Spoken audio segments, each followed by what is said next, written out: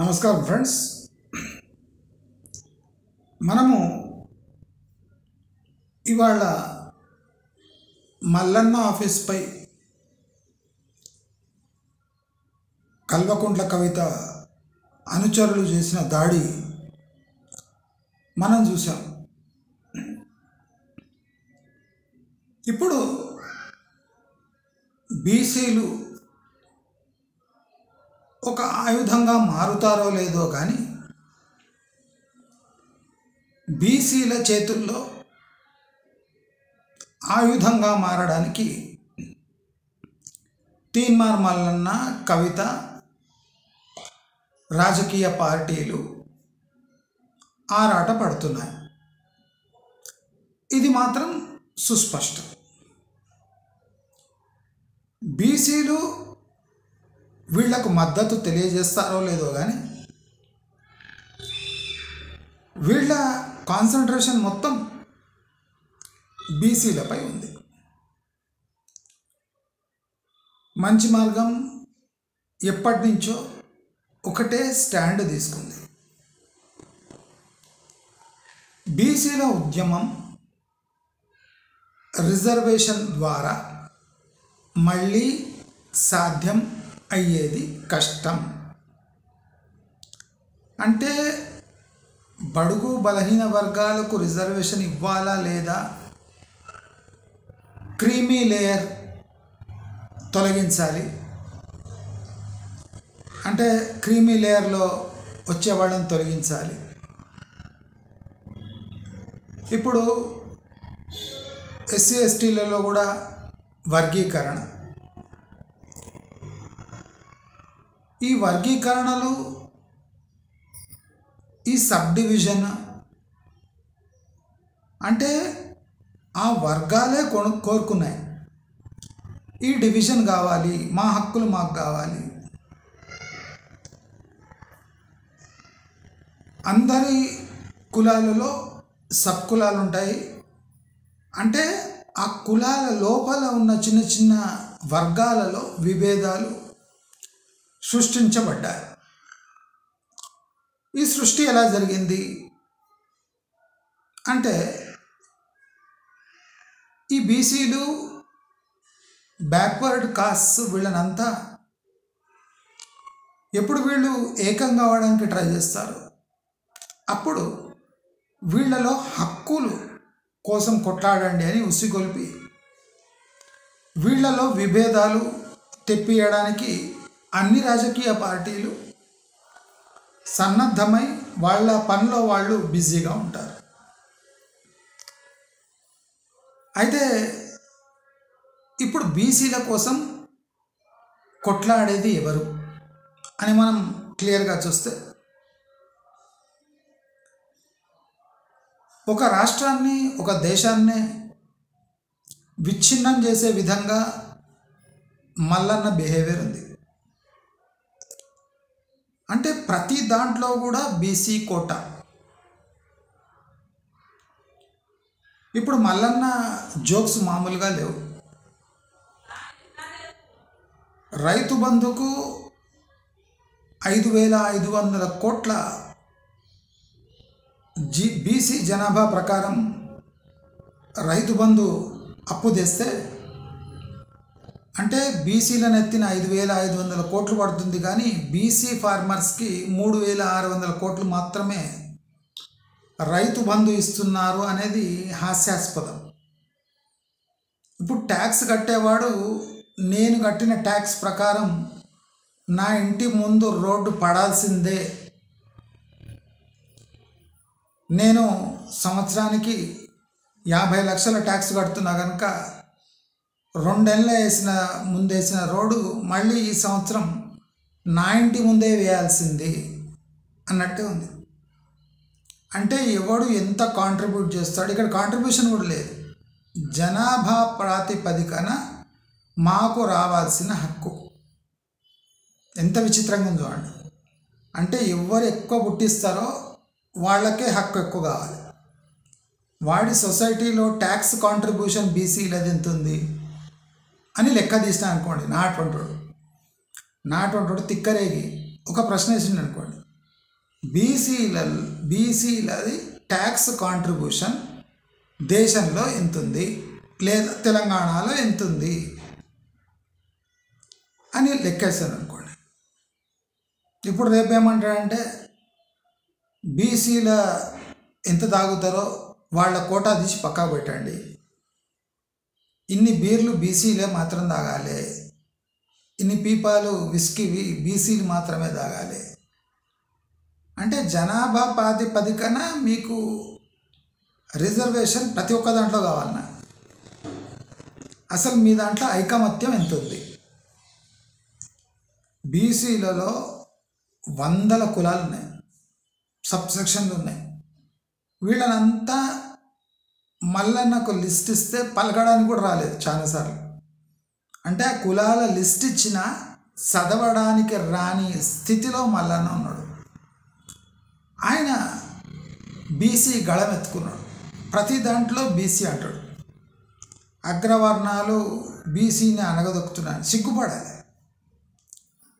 58% 60% బీసీలు ఉన్న ఒక రాష్ట్రంలో ఒక అగ్రవర్ణాలు ఒక 5-6% మంది కలిసి మిమ్మల్ని అణగదొక్కుతున్నారంటే మీలో ఏదో వీక్నెస్ ఉంది అని అర్థం. అంతేగాని అణగదొక్కేవాడు, నువ్వు మళ్ళీ మళ్ళీ చెప్తున్నావు, అణగదొక్కేవాడు చాలా పవర్ఫుల్ అంటే ఏంది? జనాభా లేదు, డబ్బు ఉంది అంటున్నావు. మరి ఈ డబ్బుని కౌంటర్ నువ్వు ఎలా చేస్తావు? ఇప్పుడు నీ దగ్గర ప్రజాబలం ఉంది అంటే 58% బీసీలు ఉన్నారు, 60 ఉన్నారు, 65 ఉన్నారు, ఎంత ఉన్నారో నీ ప్రకారం ఉన్నారు. మరి వీళ్ళ దగ్గర డబ్బులేమీ ఉంది కదా, దాన్ని నువ్వు ఎట్లా కవర్ చేస్తావు అంటే నీవే బెస్ట్ ఎగ్జాంపుల్. ఇప్పుడు తీన్మార్ మల్లన్న దగ్గర ఏముండే? ఒక పాత ఓమ్నీ వ్యాను, దానికో న్యూస్ పేపర్, ఇదే కదా Q News. Teenmaar Mallanna start చేసింది. మళ్ళీ సడన్గా ఇంత పెద్ద ఆఫీసు, కార్ల సంఖ్య, నీ లైఫ్ స్టైలు, గన్మెన్లు, నీ ఎమ్మెల్సీ పదవి, ఇవన్నీ ఎట్లా సమకూరినాయి?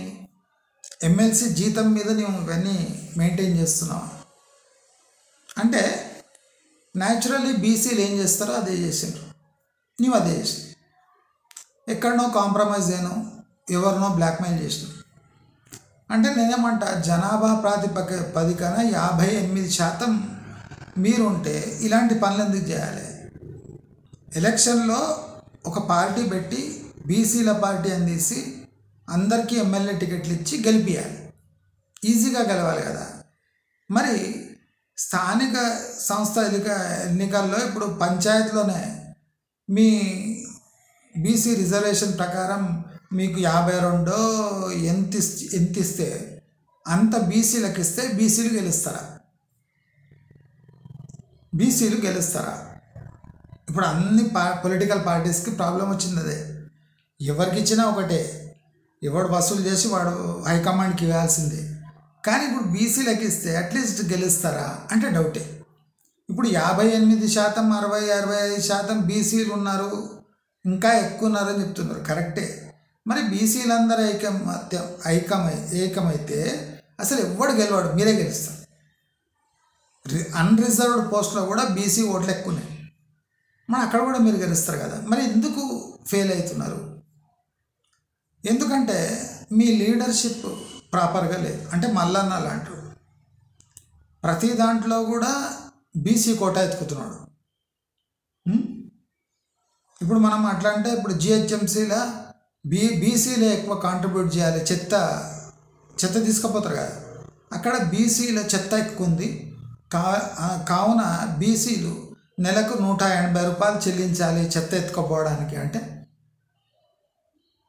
ఇప్పుడు ఎఫ్సీలు ఓన్లీ 40 రూపీస్ ఇవ్వాలి, బీసీలు 150 రూపాయలు ఇవ్వాలి. ఎందుకంటే మీ సంఖ్య ఎక్కువ, మీరు వేసే చెత్త ఎక్కువ కనుక బీసీలే ఎక్కువ చెత్త వేయాలి, జిహెచ్ఎంసీకి డబ్బులు ఇచ్చి తీపియాలి. ఈ చెత్త కుండీలంతా బీసీల వల్లనే తయారవుతుంది అంటే ఒప్పుకుంటావా? మళ్ళీ జనాభా ప్రాతిపదికన మీకు కోటా కావాలి కదా, మరి చెత్త ప్రాతిపదికన కూడా మీరు చెత్త ఎక్కువ వేస్తున్నట్టే కదా, అంటే మీరు ఎక్కువ వేయాలి కదా. సమసమాజం నిర్మాణం అంటే అన్నీ సమానంగా ఉండాలి. మేమేమంటున్నాం, ప్రతి దాంట్లో బీసీ కోట ఎత్తుకుతున్నాం. అసలు బీసీ వాళ్ళు ఆ కోటాలో ఉన్నారో లేదా వాళ్ళకే తెలియదు. అంటే ఒక బీసీ లీడర్ తన అజెండా పూర్తి చేసుకోవడానికి ప్రతి దాంట్లో బీసీ కోట ఎత్తుకుతున్నాడు. ఎడ్యుకేషన్లో బీసీ కోట అడుగుతున్నారు, ఎంప్లాయ్మెంట్లో బీసీ కోట అడుగుతున్నారు. మరి అలాగే బీర్ బ్రాండీలలో బీసీ కోటా తీసి పెట్టుకుంటాం. మా కోటా మాకిస్తే మేము బ్లాక్లు అమ్ముకుంటాం, మేము ఇష్టమని చేసుకుంటాం. అంటే ఎటు పోతుంది సమాజం? అంటే మల్లన్న అంటే ఈ బీసీలను ఉసిగొల్పే విధానం అసలు ప్రాక్టికల్ చూస్తే తీన్మార్ మల్లన్న ఎమ్మెల్సీ కాకుండా ఎమ్మెల్యేగా పోటీ చేస్తే ఎన్నిసార్లు పోటీ చేసి ఎన్నిసార్లు గెలవగలడో మనకి ఈజీగా అర్థమవుతుండే. అంటే ఆయనకు కూడా ఆ బాధ తెలుస్తుండే. ఒక ఎలక్షన్లో బీసీలు గెలవలేకపోతున్నారు అంటే ఎందుకు, బీసీలను ఎత్తినేసుకొని తిరిగే నాకే ఈ పరిస్థితి అంటే సామాన్యమైన బీసీ ఎమ్మెల్యే పరిస్థితి ఎట్లుండాలి అని తీన్మార్ మల్లన్నకు అర్థమవుతుంది. సరే, ఈయన గొడవ అయినది, ఈయన ఒక బీసీ అంటే అక్కడ కవిత ఎంటర్ అయింది. ఈ కవితకు ఆల్మోస్ట్ సిగ్గులేదు. లిక్కర్ స్కామ్లో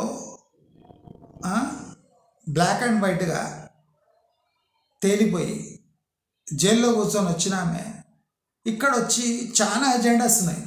ఇప్పుడు గవర్నమెంట్, కాంగ్రెస్ గవర్నమెంట్లో రైతు బంధు, రైతు భరోసా కానివ్వండి, స్కాలర్షిప్స్ కానివ్వండి, చాలా ఉన్నాయి. మొన్న ఎగ్జాంపుల్ మన టీఎస్ఆర్టీసీ బస్ పాస్ ధరలు 1300 నుంచి 1600 చేసింది. 1150 ఉన్నది 1300 చేసింది. అన్నిటికీ 300-400 ప్రతి నెల పెంచేసింది. అప్పుడు కవిత చేసిన పనేమి అంటే టోకన్గా 10 నిమిషాలు ధర్నా చేసి తానే అరెస్ట్ చేయించుకొని వెళ్ళిపోయింది. అంటే లేవనెత్తడానికి చాలా అజెండాలు ఉన్నాయి. ఇప్పుడు కాంగ్రెస్ పార్టీలో తీన్మార్ మల్లన్నను పక్కకు జరిపి అదే స్థానంలో బీసీ అజెండా ఎత్తుకొని ఈ కవిత ఎంటర్ కావాలని చూస్తుంది. ఇప్పుడు ప్రాబ్లం వచ్చింది అక్కడ. తీన్మార్ మల్లన్నను రిప్లేస్ చేసి బీసీ అజెండా తననెత్తి ఎత్తుకొని ఇప్పుడు కాంగ్రెస్లో బీసీ నేతగా ఎదగాలని కవిత ప్రయత్నిస్తుంది. అది అయ్యే పని కాదు. ఎందుకంటే కవిత ఆల్రెడీ గంభీరమైన కేసులలో ఇరుక్కుంది. ఇంకా కొన్ని ఇప్పుడు చూడండి, హైదరాబాద్ క్రికెట్ అసోసియేషన్ కేసు ఉంది. ఇప్పుడు అది కూడా ఆమె నెత్తిని చుట్టుకుంటుంది. ఇంకా చాలా కేసులు ఉన్నాయి. అవి అనుకుంటే ఆమె నెత్తిని చుట్టుకుంటాయి. కాబట్టి కవిత అసలు ఈ బీసీ నినాదం ఎత్తుకోవడం సూసైడ్. ఎందుకంటే ఈ బీసీ అజెండా సక్సెస్ఫుల్ కాదు. రిజర్వేషన్ ఇచ్చినా కాదు, మున్సిపల్ ఇప్పుడు మన గ్రామ పంచాయతీ ఎలక్షన్లో రిజర్వేషన్ ఇచ్చినా అది సక్సెస్ఫుల్ కాదని కాంగ్రెస్కి భయం ఉంది కనుకనే అది ఒక ఆర్డినెన్స్ తెచ్చి అది పాస్ చేయడానికి ట్రై చేస్తుంది. కానీ కోర్టులో అది కొట్టేస్తారు. సెంట్రల్ గవర్నమెంట్ అప్రూవల్ లేకుండా మీరు గ్రామ పంచాయతీ ఎలక్షన్లు మీ ఓన్ అజెండాతోని మీరు నిర్వహించడానికి ఎలక్షన్ కమిషన్ ఒప్పుకోదు. కనుక మీరు తెచ్చినట్టే తెచ్చి బీసీల నోట్ల మట్టి కొట్టి మీరు ఎలక్షన్లకు పోతారని బీసీలకు కూడా తెలుసు. అది చూస్తే మల్లన్న కాంగ్రెస్కి వ్యతిరేకంగా మాట్లాడుతుండు. కానీ ఇప్పుడు కాంగ్రెస్ సడన్గానే ఒక మినిస్టర్ పోస్ట్ ఇస్తే అది తీసుకొని బూట్లు నాక్కుంటా మల్లన్న అక్కడనే పడి ఉంటాడు. ఆయనను ఎమ్మెల్సీ పదవి ఇచ్చి ఇన్సల్ట్ చేసిండు కనుకనే మల్లన్న కాంగ్రెస్పై తిరగబడ్డాడు. మంత్రి పదవి రాదు కనుకనే ఇవన్నీ మాట్లాడుతుంది. ఇప్పుడు కవిత కూడా ఆమెకు ఒక మంచి స్థానం, ఇప్పుడు ఓడిపోయే బీఆర్ఎస్ పార్టీలో ఆమెకు ఒక వర్కింగ్ ప్రెసిడెంట్ స్థానం ఇచ్చినా ఏమి ఇచ్చినా ఆమె అక్కడనే పడి ఉంటుంది. ఆమెకు ఆ స్థానం కూడా ఇస్తలేరు కనుకనే, ఉన్న సొంత ఇంట్లోనే వాల్యూ లేదు కనుకనే ఆమె వేరే ఎండ్లు ఎత్తుకుంటుంది. అంటే ఇప్పుడు మనం చూస్తే ఈ ఇద్దరు రాజకీయ నాయకులు బీసీ అజెండా ఎత్తుకొని నష్టం తప్ప లాభం లేదు. ఇప్పుడు బీసీ అజెండా ఎత్తుకున్న వాడు వెనుక వాడు టార్గెట్ ఉంటాడు. అంటే ఎట్లయినా ఈ బీసీ నినాదం ఎత్తుకున్నవాడిని ఎట్లన్నా మట్టు కలిపేయాలని అందరూ ట్రై చేస్తారు. ఎస్పెషల్లీ ఫార్వర్డ్ కాస్ట్ ఎమ్మెల్యేలు, ఫార్వర్డ్ కాస్ట్ జనాలు మొత్తం ఈ వ్యతిరేకంగా ఉండి ఫండ్ బ్లాక్ చేసి ఇప్పుడు ఈ గ్రామ పంచాయతీ ఎలక్షన్లో ఒక పార్టీ పెట్టి మల్లన్న పోతుందంటే మల్లన్న వెల్త్ ఏం లేదన్నా ఒక 300 to 400% పెరిగిపోతుంది ఎలక్షన్ల తర్వాత. ఎందుకంటే అందరి దగ్గర కలెక్షన్ చేసుకొని ఆయన బీసీ అజెండా ఎత్తుకొని లబ్ధి పొందుతారు తప్ప బీసీలకు ఒరిగేది ఏమీ లేదు. నేను చెప్తున్నా అంటే కరెక్ట్గా చెప్తున్నా అని అర్థం. కవిత ఏ ఎజెండా ఎత్తుకున్నా ఫెయిల్ అవుతుంది. ఎందుకంటే ఆమె తన చేతితో తన ముఖానికి మసి పూసుకొని ఇప్పుడు ఆ మసినో ముఖంతోనే అంటే కడుక్కోకుండా ప్రజల లోపల పోతే ఆదరణ ఉండదు, గిమ్మి కనిపించుకుంటుంది, నాటకాలు చేస్తుందని స్పష్టంగా తెలుస్తుంది. మల్లన్న కూడా అదే ఇది. ఈమె నాటకాలు చేస్తుందని అర్థమైనా మళ్ళీ బీసీ నినాదం ఈమె ఎందుకు ఎత్తుకుంటుంది, బీసీ అనేది నా పేటెంట్ కదా అని మల్లన్న అనుకుంటుండు. అసలు లాస్ట్కు ఈ ఇద్దరు పిల్లల కొట్లాట మధ్యలో ఒక కోత వచ్చి తానేం చేసుకోపోవాలని అది చేసుకోపోయే పరిస్థితులు ఇప్పుడు బీసీ అజెండాకు దాపరిచ్చాయి. ఇప్పుడు కృష్ణయ్య ఎక్కడ వాడు, కృష్ణయ్య కనిపిస్తలేడు, పేరు ఎత్తుతలేరు. అంటే బీసీ నినాదంపై పుట్టి పెరిగి వాళ్ళ అజెండా ఎత్తుకొని రాజకీయంగా ప్రతిసారి ఒక ఎమ్మెల్సీ పోస్టు అనుభవించే కృష్ణయ్యనే ఇప్పుడు అడ్రస్ లేకుండా పోయాడు. అంటే ఈ బీసీ నినాదం అనేది ఎంత లాజిక్లెస్ అంటే ఇక్కడ బీసీలు ఆటోమేటిక్గా స్లోగా ఈ రాష్ట్రంలో పెరుగుతూనే ఉన్నారు. జనాభా లెక్కల కాదు, వెల్త్ లెక్కల కూడా స్లోగా పెరుగుతున్నారు. వీళ్ళకేం కావాలి, జనాభా ప్రాతిపదికన రిజర్వేషన్లు ఇచ్చి ప్రతిదానికి వాళ్ళకు ఒక కోటా ఇవ్వాలి. ఇప్పుడు రేషన్ షాప్లో రేషన్ కూడా బీసీ కోటా అంటాడు, మద్యం కూడా బీసీ కోటా అంటాడు అని నేను అదే చెప్తున్నాను. చెత్త కూడా మీరు బీసీ కోటా తీసుకోండి కదా. హైదరాబాద్లో 65% బీసీలు ఉన్నారు కనుక చెత్త ప్రొడ్యూస్తో ఇప్పుడు 9,000 మెట్రిక్ టన్నుల చెత్త జమ అయితే 6,000 మెట్రిక్ టన్నులు బీసీలే తయారు వేస్తున్నారు కనుక బీసీలే ఎక్కువ చెత్త డబ్బులు ఇచ్చి చెత్త పడేయాలి, ప్రతి నెల బీసీలే ఎక్కువ కట్టాలంటే బాగుంటుందా? ఇప్పుడు ఇందిరమ్మ దాంట్లో పొద్దున టిఫిను మధ్యాహ్నం భోజనం అంటే బీసీల అన్నం తీసి పక్క పెట్టాలి, అంటే తినకపోతే బీసీ కోట తీసి పక్క పెట్టాలి. అంటే ఇలాంటి అంటే బుర్రలేని సన్నాసులు. ఇప్పుడు ఎవరైనా రాజకీయంగా డెవలప్ అవుతలేరు. ఇప్పుడు మన దగ్గర చాలా ఎగ్జాంపుల్స్ ఉన్నాయి. వీళ్ళకి ఆగదేది, ఆలోచించకుండా వ్యవహరిస్తారు. ఇదే ప్రాబ్లం. బీసీలు అంత సంఖ్యలో ఉన్న వీళ్ళు రాజకీయంగా ఆర్థికంగా సామాజికంగా ఎదగలేకపోతుందంటే సమాజం ఈ బీసీలలో అంటే ఈ బ్రేకప్ తెచ్చి ఐకమత్యం లేమి కారణంగా బీసీలు తమ దారి తాము వెతుక్కునే పరిస్థితులు వస్తాయి. ఏ లీడర్ వచ్చినా తన అంటే పరపతి పెంచుకోవడానికి బీసీలను యూజ్ చేసుకుంటుంది, కానీ బీసీల ఉద్ధరణకు ఎవ్వడు పనిచేస్తాడు. అది బీసీల దౌర్భాగ్యం. ఇప్పుడు 58% 60% బీసీ జనాభాల లీడర్ పుట్టుకొని వస్తాడు బయట. అంటే అంత ఘోరమైన స్థితి ఉంది. 60% బీసీలలో ఒక లీడర్ కూడా లేడా? ఏ లీడర్ ఉన్నా వాడు బీసీల కోసం వ్యతిరేకంగా పనిచేస్తుంది. ఎందుకంటే బీసీ అజెండాను ఎత్తుకుంటే అది ఒక పెద్ద బుద్ధిబండ కనుక ఎవడు ఎత్తుకోవడానికి రెడీగా లేడు. మల్లన్న కూడా అంటే వేరే అజెండా తెలియక ఇది ఎత్తుకుంటున్నాడు తప్ప వందలాది మందిని బ్లాక్మెయిల్ చేసి డబ్బులు కూడబెట్టుకుంటున్నాడు కనుక అది కవితకు తెలుసు కనుక కవిత ఏం చేస్తుందో తీన్మార్ మల్లన్నకు తెలుసు కనుక ఇద్దరు తోడు దొంగలే కాబట్టి ఒకరిపై ఒకరు దుమ్మెత్తి పోసుకుంటున్నారు. ఎవడి అంటే ఈ అజెండాలో కూడా ఆరక్షణ అంటే ఇక్కడ కూడా రిజర్వేషన్. బీసీ అజెండా అనేది ఇది ఓన్లీ మల్లన్నకు తగిన సబ్జెక్ట్. రేపు రేవంత్ రెడ్డి బీసీల గురించి మాట్లాడినా ఒక రెడ్డి బీసీల గురించి ఎందుకు మాట్లాడండి రేపు ధ్వజమెత్తారు. కాబట్టి ఈ బీసీ అజెండా ఎట్లాగో ముందర పోదు, విభేదిస్తారు, విభేదాలు తెస్తారు. కాబట్టి ఏ రాజకీయ నాయకుడు ప్రస్తుత తరుణంలో బీసీ అజెండా ఎత్తుకొని ముందర పోవడం కష్టమని తెలిసిన బీజేపీ చాలా చల్లగా పక్కకు జరుగుతుంది. అంటే ఈ బీసీ నినాదంగా ఎత్తుకుంటే బీసీనే మెయిన్ పాయింట్గా తీసుకుంటే బీజేపీకి కూడా ప్రమాదం. ఎందుకంటే వాళ్ళకి సపోర్ట్ చేస్తున్న ఫార్వర్డ్ కాస్ట్ వాళ్ళంతా ఎదురు తిరిగిందంటే బీజేపీకి ఉన్న సీట్లు ఉడతాయనే భయం.